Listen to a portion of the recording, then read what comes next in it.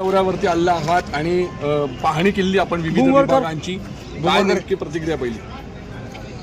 अमरीशभाई पटेल यांच्या नेतृत्वात शिरपूरने जो विकास केलेला आहे तो अतिशय पथदर्शी आहे। इथले आमदार श्रीरामजी पावरा यांनी देखील लोकांमध्ये अत्यंत चांगली प्रतिमा तयार केलेली आहे आणि आज ज्या प्रकारे शिक्षणाचं केंद्र म्हणून शिरपूर तयार झालेलं आहे, देशातलं एक हे मॉडेल आहे। यापूर्वी जलसंधारणाचं मॉडेल शिरपूरमध्ये होतं, आता शिक्षणाचं मॉडेल देखील शिरपूरमध्ये आहे।